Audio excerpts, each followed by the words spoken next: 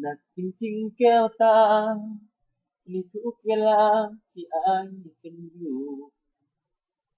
ก็เกรงใจน่าดู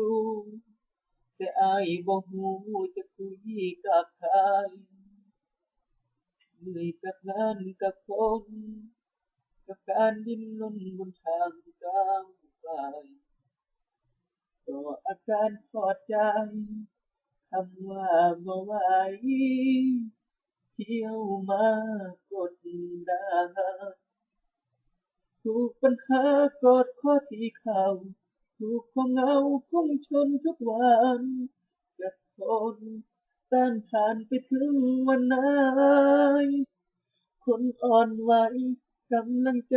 สำคัญที่สุดอยากฟังคำพูดที่แปลว่ายังมีคนห่วงใยทุกอย่างที่ท้ออยากฟังเสียงเธอโทรมาถามไทย ขอเป็นเชื้อไฟที่คุณคืออายได้หายใจต่อขอโทษที่รบกวนเธอเอาเรื่องที่เจอมาถึงมาก่อนก็พอมั่นใจพอว่าเธอคือคนที่เข้าใจ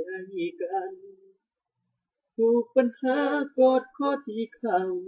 ถูกความเหงาพุ่งชนทุกวันจะทน ต้านทานไปถึงวันไหนคนอ่อนไหวกำลังใจสำคัญที่สุด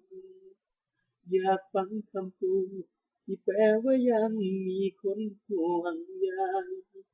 ทุกสิ่งที่เจออยากฟังเสียงเธอโทรมาถามไทย